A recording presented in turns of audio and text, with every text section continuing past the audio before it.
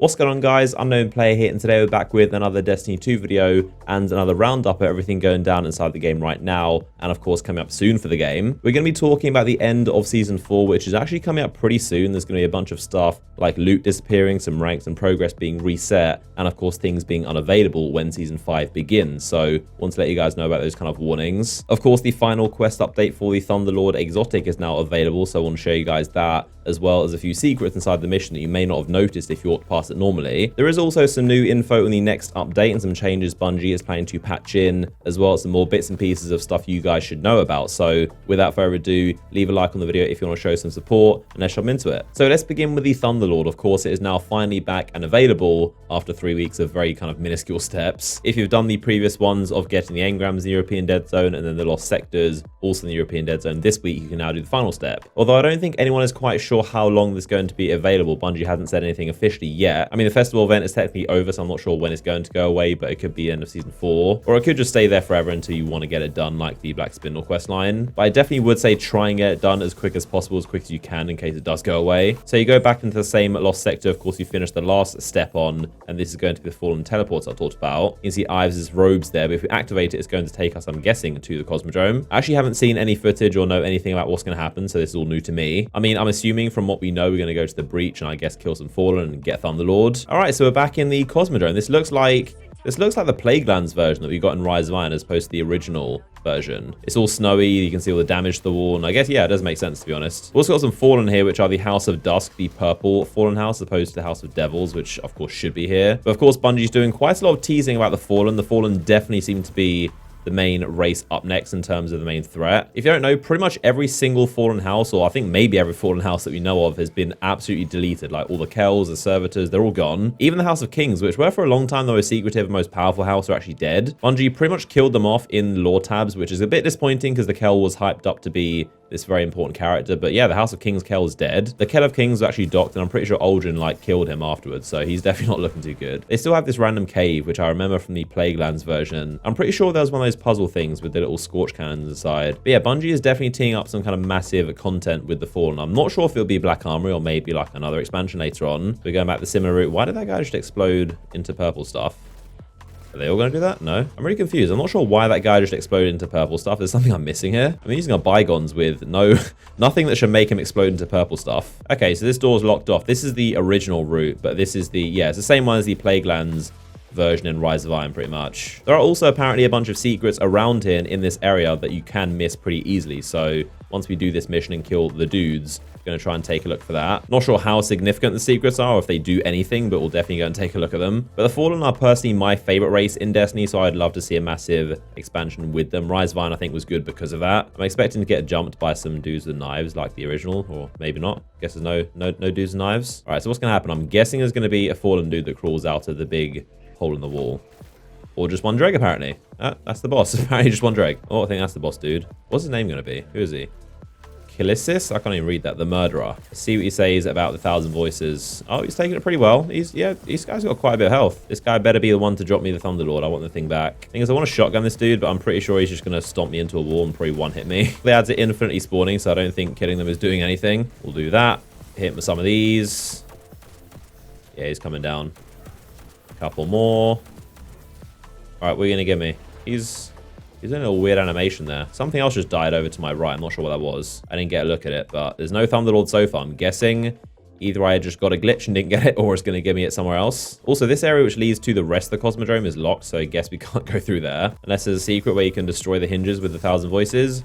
Nope, didn't think so. It's pretty weird at the beginning. Text does say, like, explore the Cosmodrome with the weird exclamation mark. We've also got the throwback Axis raid music going on in the background, which is the same as the Iron Banner music when you're winning or near the end of the game. And now it says leave the Cosmodrome with a question mark. I'm not sure why it says that. I mean, it does say there are some secrets left in the Cosmodrome, so I'm guessing that's why there's a question mark. I did see one around here when I was on the way over here somewhere. Here is a scannable. So there's scannable number 1 here on these pikes. Why put a tarp on something you're not coming back for? Yeah, there's definitely a lot of hinting and teasing about the Fallen doing some weird stuff and maybe coming back. There's another scannable around here next to these two little shelter things in these cars. So you got another one about Cade 6, a little throwback there. If you pretty much just walk around the area with your ghost out, it should lead you to the Scanimals. They're not too difficult to find. There's another one near the teleporter, which is here. So this is the exact same spot where the ghost actually revived us, which is pretty interesting. And there's one all the way to the left side, which is this little open container thing. Something opened up the hatch recently. And this is the 5th, and I believe the final Scannable that's hidden around here as well. But there definitely does seem to be some kind of unsolved secret. I mean, they kind of put you here with a bunch of time. And it says leave the Cosmodrome with a question mark. And there's, of course, the mission that does say there's still something left to be found. You can see that as where the Devil Splicers ripped off the top pod of the colony ship and they turned it into the door of the Wrath of the Machine raid. And that's where Axis, the raid boss, actually tore a massive hole in the wall as well. But yeah, I guess this is our final visit. They definitely give the impression you're not coming back here. And of course, Zavala doesn't want us to be here for some reason. Apparently, we're not responsible for ourselves. If we step back on the pad, this is going to be mission complete.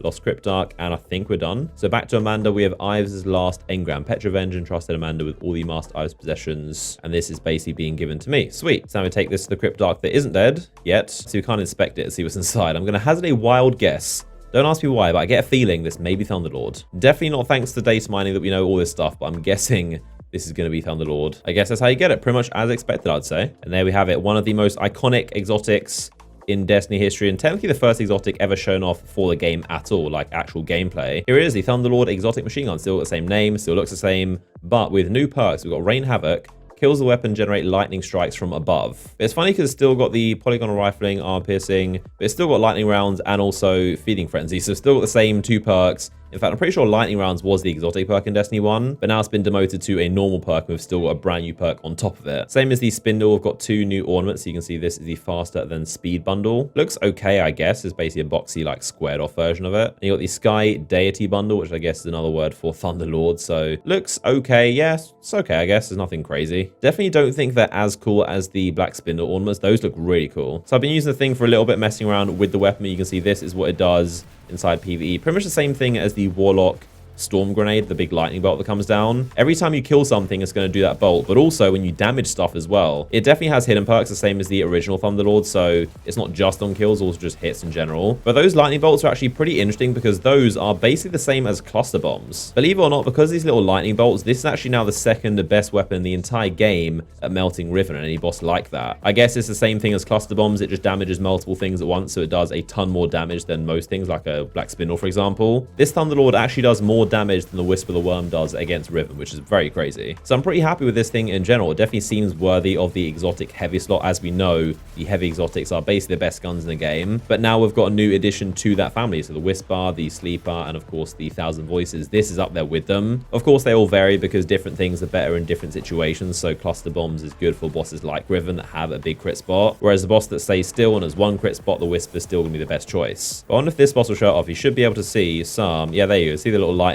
effect. So he's not even dead. Of course, the main perk is that when he dies, it does the lightning bolt. But this thing is seriously impressive. It's really good for ad clearance and also bosses, which is not something you see very often. This is like the original version from Destiny 1, just on steroids, pretty much. So while we test the new Thunderlord inside Crucible and see what it can do, there's actually a bunch of stuff you guys should be aware of in terms of Season 4 ending and Season 5 beginning, and of course the next update and what Bungie's doing in terms of changes. So a couple cool things they're doing is firstly a massive increase in the actual stability of consoles, which is very cool. But basically the load times of even logging into the game, and also this Luna's Howl is ridiculous. Oh, Shriaz is heavy. Can I grab this? How much ammo? Well, 38. I'm pretty sure it comes to like 50, but the guy did pick up heavy and use a bit of it, so that's why it's a bit missing. Someone tried to shotgun me. No, you don't. This thing is crazy. I've heard a lot of people say this thing is kind of overpowered because it comes with too much ammo, but I kind of disagree. I mean, yes, I did pick it up with less ammo, but it doesn't seem like, it seems like it's good. That's a shotgun. I'm still not used to having an energy as my primary weapon. I still go from heavy to primary and it's just a shotgun. But I know it does seem like a lot of ammo, but it does shoot through ammo quite quickly. Obviously, the Thunderlord does fire very, very quickly, but I don't know. I'd say it seems about appropriately, and I didn't know it was there. I have no health left. But yeah, as I was saying, in the next update, they're going to be massively improving the stability of consoles. So actually logging in and setting up your character and also flying into planets. And thirdly is the menus and loading up your UI. Just simply pressing start, trying to change weapon, it takes way too long on console, so I'm glad that's going to be fixed. But Bungie's own words, they say it's going to be a significant improvement, so looking forward to that. They are also going to be buffing the Spectral Blade Super, which is definitely much needed. It's probably one of the weakest in Crucible right now, as I probably get killed. No, I got it. It's my turn for Thunderlord. boys, although everyone in this lobby is using it, and I'm dead. Now, some info you guys should definitely be aware of is that this is actually the last ever Iron Banner of Season 4. Please don't, thank you. So, of course, that means the weapons are going to stay. Don't worry about those. You can still get them in Season 5 and beyond. But, of course, the armor is going to completely disappear. It will not be available. All the armor sets for Iron Banner are going to disappear and vanish. You'll never be able to get them ever again. So if you're a collector, if you want the sets, if you want that kind of stuff, then definitely make sure you hop on and get the armor sets, because again, they will never be available again ever. There are also triumphs related to Iron Banner that again you need to complete within the season, because some are locked to those. There's also some for Crucible and Vanguard. Now, Crucible in particular is pretty interesting, but the main thing is that, of course, the points are going to completely wipe when the season ends. So if you're trying to get to a certain rank, it's going to go. It's worth knowing your quest steps. This is a lot of mans, and I'm being triple capped. So okay, we actually got them. Not bad, not bad. That probably stopped my team from losing like 100 points while we're triple capped. So the quest progress from your steps is going to remain. So if you are, say, on the headshot part or need to get solo kills, that is going to remain. But your progress, if this guy, thank you, your progress is actually going to disappear to your rank. So if you, for example, did the 2100 to get Luna and now you're just doing the quest steps, you need to get that done before the end of Season 4, which, by the way, is only 27th of this month. So you got 2 weeks to basically get that done. Again, the quest step progress is going to remain. That was a shotgun. But yeah, pretty much you should make sure you get anything rank related done, because the rank is going to reset and you're going to have to start all over again. But the quest is still going to be available for both weapons, the Luna and Not Forgotten. Of course, they then did the... Oh my god, that is a lot of people. Is that quad? Oh, he's still alive? What? I saw them hit him. I saw them hit him, but he somehow survived that. But my last video was about the Luna's Howl. I did talk about it a lot, and there were quite a few questions. Some things I want to clear up. The first thing is one of my tips is I would suggest, definitely, I would say messaging teams if you can't find anyone, if you just need points. Again, it's kind of last rush for the season, so you want to try and get the stuff done. But I would say either try and grind for points and then do the quest steps later, or do the quest steps first and then go for points. But again, like I said, remember, if you haven't hit the requirement for a season within the season, then you're going to lose it. The stuff is going to reset and it's going to be back to 0 when Season 5 begins on the 27th, or after Season 4 ends, whenever that is. There is a Sentinel on me and he is trying to end my life. He's going to run out. Knew it. I called it. But definitely my biggest tip for anyone trying to get the Luna, those final steps done, I would say try and message teams. That's a rocket. Try and message teams. It is definitely awkward, but you can get it done. It's pretty much the best way to find people. Hopefully that info is useful to you guys, but that is going to do it for this video. Of course, if you enjoyed it, then before you leave, a like rating down below is much appreciated. If you want to be the first to watch my new videos, then of course you can subscribe it down below and hit the bell icon next to it to be notified and never miss an upload. You can find my Instagram and Twitter linked down below, and clicking this image will take you to another video from me. But as always, I appreciate you guys, and I'll see you all in the next one.